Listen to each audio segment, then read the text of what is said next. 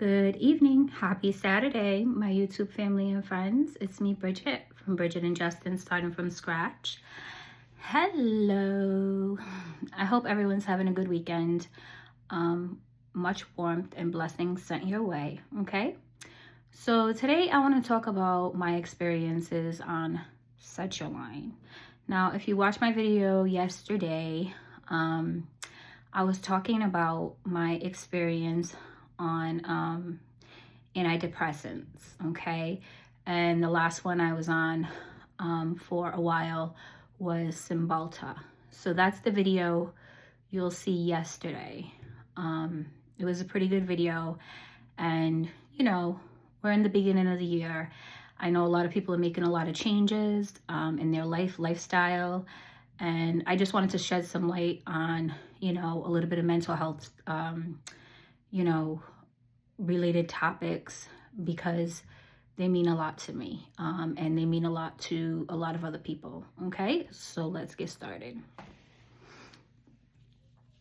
I have my little blankie here because I'm a little bit chilly. So my experience on Set Your Line was about, actually it was before Justin, okay? That's why, because yesterday I was trying to remember the name of, I had been on 3 antidepressants before the Cymbalta. Like throughout my life, I've tried a few different kinds of antidepressants at different times in my life.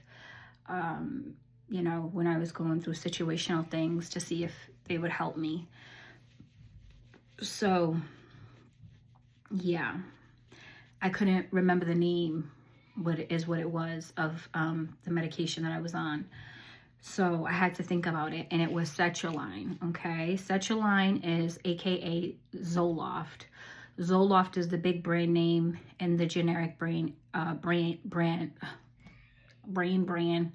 The generic name brand is Set Your Line, okay? And that helps with OCD, okay? It helps with post-traumatic stress disorder. It helps with anxiety. It helps with depression. These are the general things that this medication is used for. However, this medication is used for about maybe 15 other things, okay, that you really wouldn't know. You really wouldn't know. It's not general. A couple of things, like I'll tell you a couple of things that it is used for, but again, you really wouldn't know. But Set Your Line is used for post-cardiovascular mood swings. So cardiovascular is obviously like our veins, like our blood, you know. Mood swings, we know what mood swings in, and post is after, okay? So post cardiovascular mood swings must mean mood swings after something, okay? So not sure, not a doctor, nothing like that. I just wanted to remember, I had to remember what the medication was, remember why I was on it, what I was going through at the particular time, so that I can let you guys know and actually kind of find out what even is that medication. What are like just some general, not general, but what are some, general things that the medication is used for, okay? Because again, this was years before Justin, all right? And you know something? This was actually, okay, come to think of it, you guys, this I believe was the first or the second antidepressant that I was ever on, and I did not have a good experience on it, okay? And that just dawned on me, to be honest with you. I knew that this was one of the medications that I had tried way before Justin. I didn't recall exactly when. I just didn't think about it. You know, it just didn't matter when I was thinking about this topic. But now that I'm talking about it, This was actually, and as a matter of fact, I said that in the video. I said, I think I said, I want to say it may have been Zoloft. I couldn't remember yesterday. It was Zoloft. Yeah. So I'm going to tell you, when I first started taking this medication, it was because I was feeling, at that time, I was going to school during the day, working at night. I was going through some things. Like I was, you know, I was seeing somebody at the time. But I was just like going through a lot, you know. Going through, trying to get through school, trying to, you know, better myself at the time. And, yeah, working at night became a lot for me. I had some not probably, but I did. I had some family situations going on that were kind of, you know, weighing on me heavy and stuff like that. So, yeah. I talked to my doctor about it, and they prescribed the Sertraline. This is the medication that I was like, again, it was like I believe it was my first medication. It was my first or my second, okay? Because that whole those times that I have tried an antidepressant, I really didn't take it that seriously, okay? I really didn't. Like, it took me a long time for all of this to come to me, because it's very easy for you to explain to a doctor how you're feeling or whatever, or see a psychiatrist, a therapist. I've done both many times, and I love therapy, as I said in the video yesterday. Should you try the medicine that they, if they want to try something with you? You know, these are experimental things, people, meaning like, you don't know if any of these things are going to work for you. You don't know if you really need these things. It's just a choice. It's just up to you. Do you want to try? Are you going to feel better? You don't know unless you try. You know what I mean? So you got to pick and choose what you think is recommended for you. Do your due diligence. Do your homework if you want, you know. And if you decide to try it, you know, try it, you know, and hope for the best. Because sometimes they do help, you know. It's just trial and error, you know what I'm saying? So when I first started taking this medication again, I was going through some situational things, feeling down, whatever. But I was still going through life, you know what I'm saying? I was still going through my daily life and stuff like that. But you guys know how it is when life starts lifing, right? So I remember this like it was yesterday. I had kind of newly been drinking wine, okay? And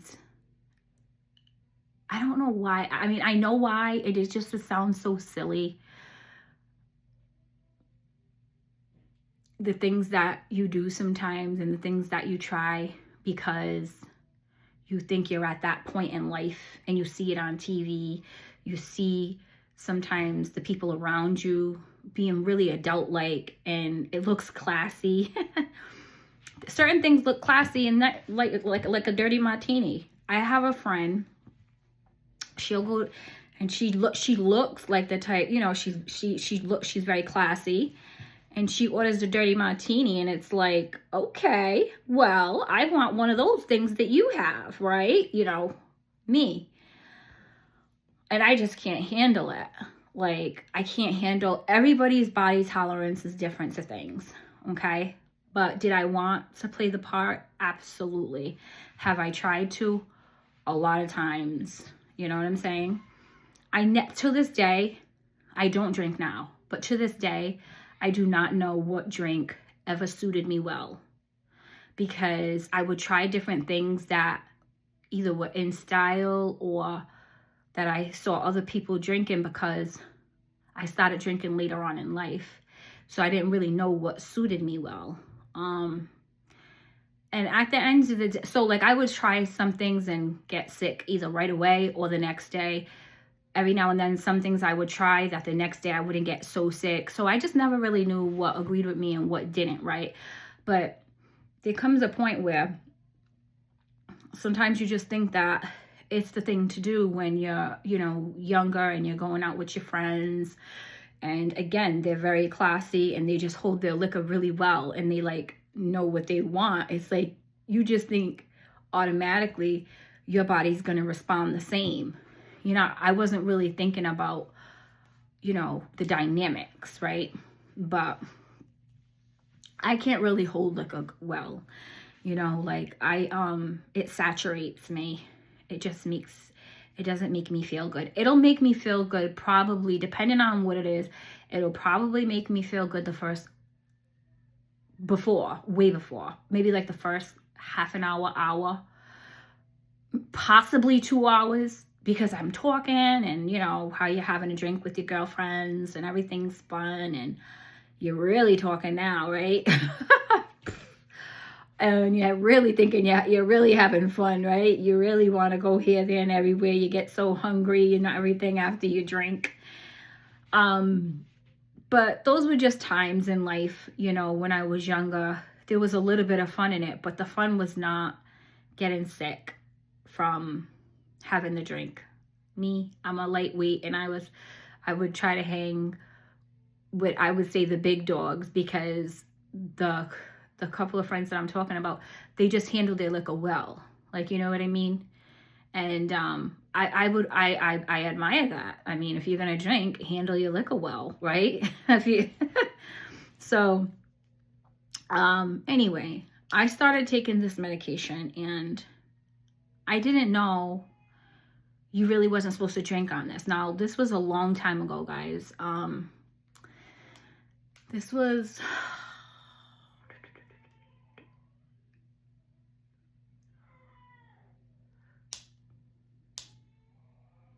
maybe 15 years ago. So I don't know if that's, I mean, it's pretty long, but was it 15? A little bit, either 15 or a little bit more. Yeah. So give or take, whatever, over a decade. So, I had a few, you know, this medication takes a long time to get in your system. Every medication works differently, okay? And this, I remember, took a long time to get in my system, to whereas when I was first taking it, I was getting kind of tired and sleepy. That was the side effect it gave me, okay? I didn't gain much weight on this. I didn't give it that much time, okay? Not this one, because I want to say about, I want to say maybe 6 months in, okay? I was just realizing every time I was trying to be like, when I say normal, I just mean like hanging out with friends or something like that. If I did have a drink, I was just realizing I was just realizing different things. Like I just was not doing well with it. Like it felt like I was either drinking more than I actually was, or the medication wasn't working. My point in all telling you guys this stuff, mind you, is do not drink on antidepressants. Do not drink on your antidepressants, ladies. My mom's out there who, you know, and my dad's out there who are struggling with any kind of, you know, it could be situational depression, seasonal depression. It could be depression that is even worse. It could be, you know, a deeper depression. You know, I know what it's like to be in a deeper depression than just situational and seasonal as well, okay? So, but I'm just saying, I'm telling you guys this experience is from my heart, because I just remember it was not a fun experience. Not paying attention to the bottle and to the warning and to how you were supposed to take your medicine. If you're going to take medicine for your mental health, you really want to read the warning signs and pay attention to what not to do. Don't think if you're just going to have a drink once a week or twice a week and you're on antidepressants, it's okay. This is just my personal take, my personal opinion, but it does say it on the warning label, and I'm sure any doctor will tell you, not a good idea. It really can set you off and get you all out of order, like a whole pencil, get you all mangled up like a pencil. You'll be like, what happened to me? So yeah, guys, no drinking on medications, and obviously you wouldn't want to do anything else on any kind of medications. When you're taking care of your mental health, take it seriously, because if you don't have your mind and we do not have your, all of your faculties, running the way that they should, it's not being well, okay? It means you don't feel good, okay? And there's nothing wrong with not feeling good, okay? It's just a matter of how we deal with it, right? So we're of age that, okay, if you don't feel well, go to the doctors, talk to the doctors. Please talk to somebody, okay? Please get help, right? This medicine probably would have worked fine for me had I been more matured, and had I had somebody say, should you drink on that medication? I know it's a wine or like a beer or something, but should you do that? And I had to learn on my own, but I didn't learn. What I'm saying is in that time frame, I really just didn't learn that in that time frame. Okay, it was just like oblivious to me, right? Like life moves fast sometimes, and you're taking a pill in the morning, you're really actually forgetting about it, right? You're going along with your day. So it's not like you're like thinking too much into it when you first start trying. And this was just in my case. I started trying antidepressants later on in life, and I started anything else like having a drink or whatever like that later on in life. So I had to just learn these things by myself later on in life, but better late than never, okay?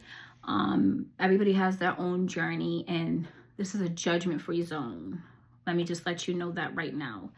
There's no shame and nothing, none of these topics that will come out of my mouth is for me to ever look at you or anyone else as anything but the king or queen that you are, okay? And I mean that, because we all go through things in life. That I'm on here and I'm sharing my life, and I share things that are not so fun, not so glamorous, not so fuzzy and warm, right? Because that's not life. That can be life. That's what I create. That's the environment that I create for me, my son, and I'm soft with myself, the way that I love myself and care for myself. But I've done some things, and I've been through some experiences here where if I talk about it with you guys, it can potentially save you, okay, from going through experiences that you don't have to. And it's just a mental awareness check, more or less, okay? It's just me spreading some information that I feel like should be talked about, okay? So yeah, that wasn't a real good experience for me, but I didn't realize it at the time. I realized it way later. So that's my experiences on Zoloft. I don't know if it helped me. I don't think it helped me. Yeah, I didn't gain too much weight on that because I didn't give that a chance after it was less than 6 months. I think it was about 6 months. Okay. But it does help, with binge eating. It helps with premature ejaculation in men. Okay. It helps with post-cardiovascular mood swings. Okay. It helps with post-traumatic stress disorder, OCD, anxiety disorders, depressive disorders, and depression and major depressive disorders. All right. And there's about 10 more things, or a little bit more probably, that this medicine will help you with. But you just wouldn't know that to the naked eye, because I don't think on the commercials they necessarily, promote all of what the medication is used for. All right. So yeah, I just want to bring a little bit of awareness on that. So that's called Zoloft, but the generic name is Sertraline. Let me see what other notes that I took. Okay. I don't know if you have children that may be on this, but this medication you can actually start at an adolescent age. I didn't know that then. I didn't know that today until I did a little bit of, you know, due diligence and found that out. So some adolescents are taking that, and I actually saw that it was from 6 years old. And the milligrams start at 50. Okay, so that goes from 50 to 200 milligrams. Yeah. I want to share a quick little story with you guys. But first, if you like my video, please give it a like. Please give it a subscribe. Please give it a thumbs up, okay? If you're supporting my channel, Bridget and Justin, starting from scratch, I really appreciate it. My son, we really appreciate it. We're trying to grow our channel and build a community of loving, warm people who are real, authentic, and just have good hearts, okay? And just, you know, want to see us do well and grow, and I want to see you guys do well and grow as well. This is more or less, this is my platform and my channel, but I want to use my time as well to be as of help and of service to you guys, okay? As well as you guys help me and my son by taking the time out of your day and watching our channel.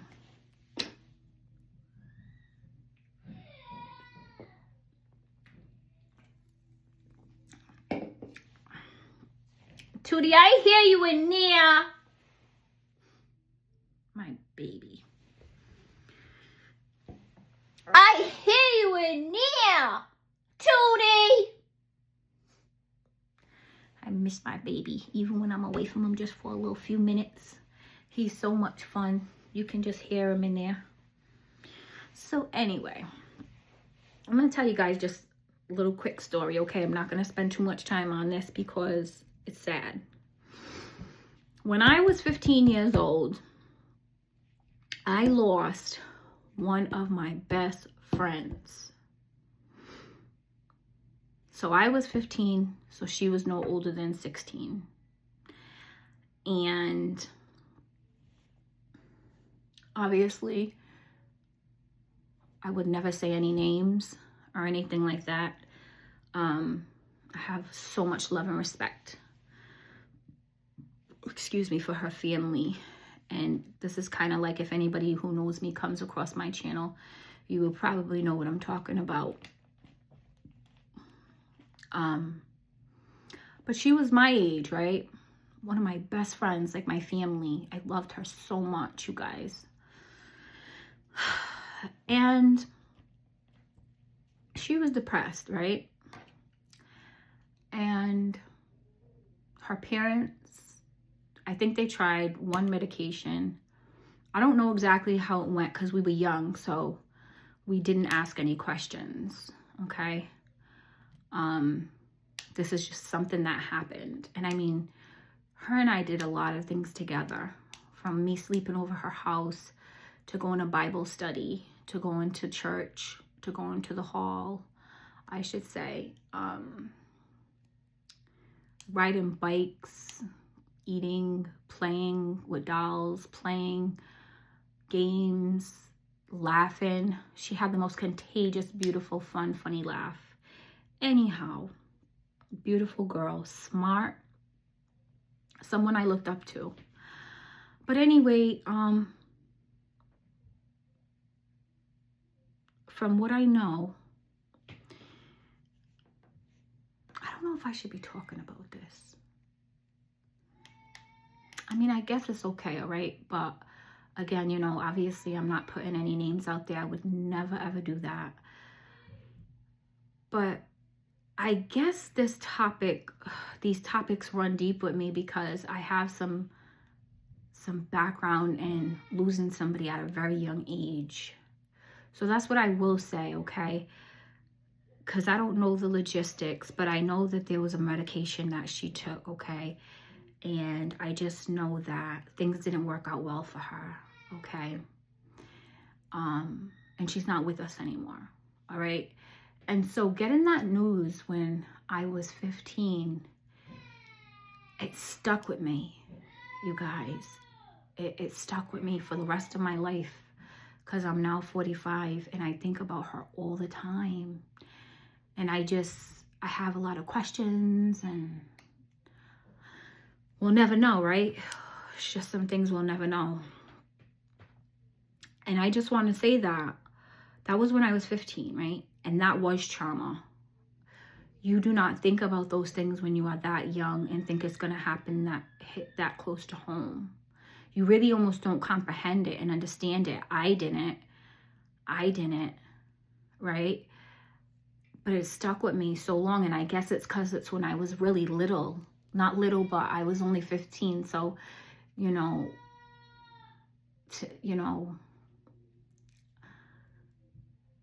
don't know. It just made an impression on my life. So, and then that was the closest person that I lost to mental health illness. And then there was somebody else too.